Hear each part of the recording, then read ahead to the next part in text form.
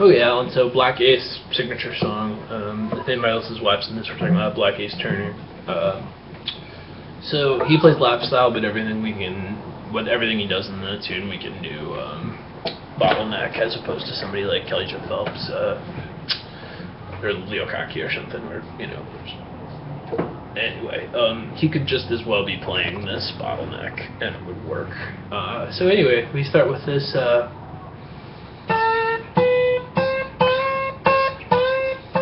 So, let's not overemphasize those first two notes, where we go 7th fret, 9th fret. Just do that a couple times, and it's going to be really tempting to start there. But let's just zoom in on the, or rather, yeah, so that's regular, slide, regular, slide, regular. And it's not even it's not even an entire half step. There's our first, intentional, just little, barely doing it. I bet a lot of people go like, when playing this song and don't even hear the slide. So, but there we are, we're going.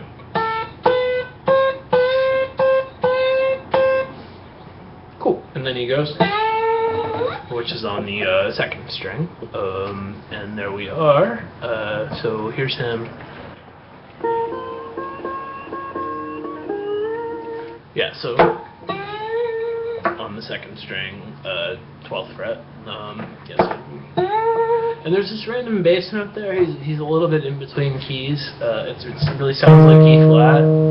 Just ignore it. He hit it by accident. So it's really just, And there we'll need to do a dampen to make it sound clean, though he's not dampening. And in the long run, this concept of how do I go without the high note ringing out to, anyway, let's just say it's a dampen, that we're going, which is straight out of Arco in my kitchen, literally note for note. So there we are, boom, boom, first string. Cool. And then he goes, buddy, buddy.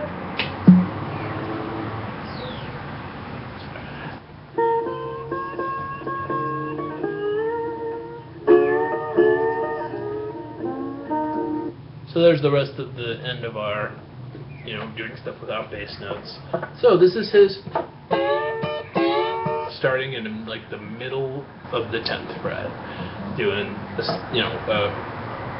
3/4 of a step slide. I tend to say step and a half there by accident. Yeah, so all 3 high strings. Yeah, so this, sorry, these, this. This. Yeah, so totally. And starting in with that flat thing, there's our theme for melody notes in this song. Is this whole, starting it, which is out of tune and going into there. Most interestingly to me is when we do it between the major and minor third, which is saying like I'm in a major key, I'm in a minor key at once. Interesting thing that happens in blues, where you have guys playing major keys in their blues box. I'm not in standard, so I can't really do this, but incorporating minor third and major third on the 3rd string in their riffs is pretty sick. It's like saying I'm minor, I'm major, I'm minor, I'm major. And here I'm referring specifically to when he goes on the 1st string to like, 3rd and a half fret or whatever. Anyway. Next section, we're going, and that was really a turnaround.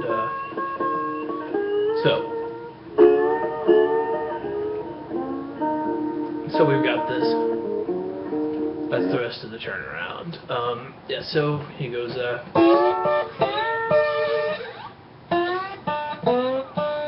And that's just 5 open, 3 open, and you have that on your page. And then he goes. So there's a couple open strings, place here, 3rd fret, 3rd string, and then your thumb's going to need to play the 4th string first. So there we go. So we just went, right, fucking, what is it? Alright. Timing. happening there. Anyway, you've got the MP3. I'm going to send you the link to the track here so you've got the CD.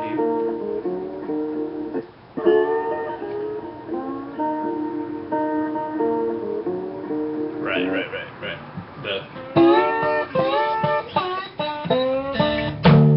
And here's where we start playing bass, is right after our... So let's get good up to there and then start at that bass note, even though we're sort of in the middle of a phrasing. Cool, so now we're about to go. Cool, so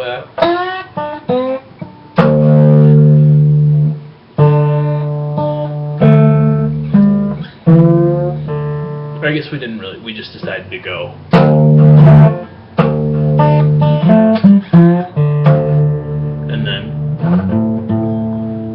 Excuse me, we don't play bass until the verse, not alternating bass. Anyway, so now we're going, and this is where the concept of not being able to leave the slide note until the specific second you play the next one. So yeah, so the whole thing was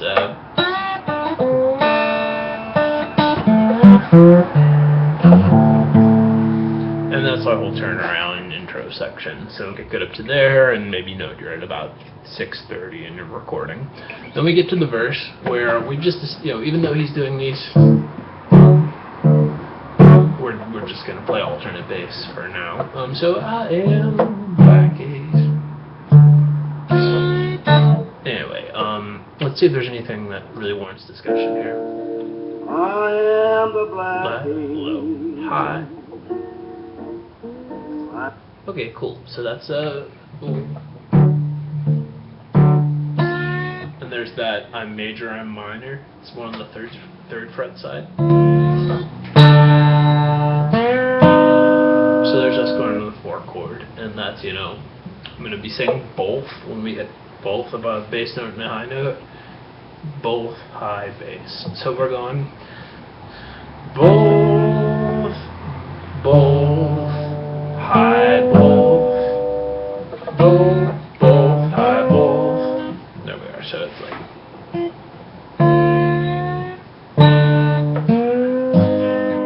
there we are. So both high, both. Cool, great. As in, it's just like I am.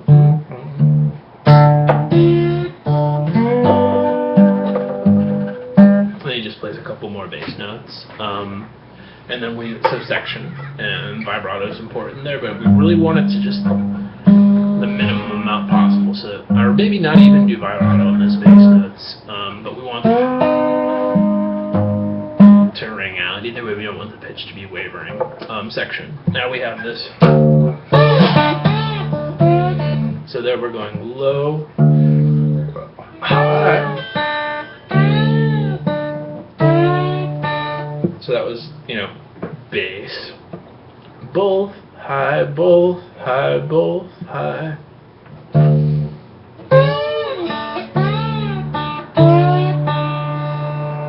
Cool. So there's that phrasing, and I would work on that one on its own before moving on. Here we are, boom. And then we've got him going like 7th chord anticipation. So yeah. So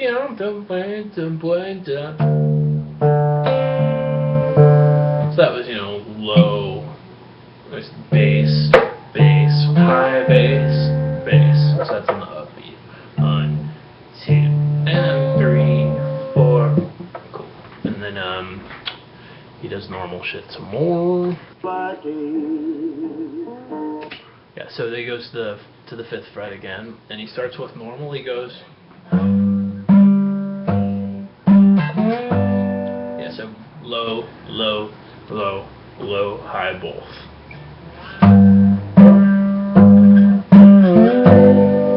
You got the low space note, highs melody note, and getting rid of these fingers. Cool. So that's what we did.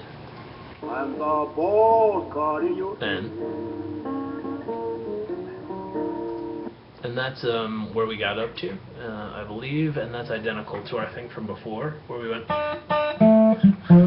except he starts with that same note on the that we were using to denote this is the 7th chord, creating anticipation. So before we went, starting with open, this is the same phrasing, just cool. So there we are, and I believe that's where we got up to. So there it is. We were like,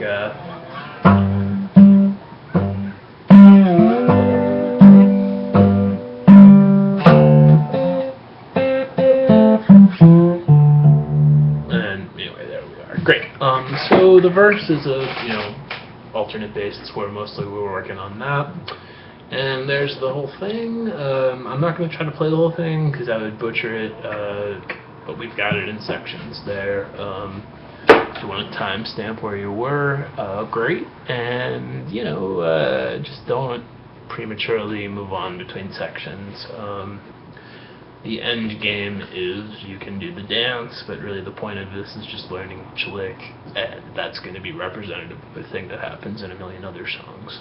So try not to put too much emphasis on I'm going to play the whole thing, or even a whole section well, until you really can play it myopic.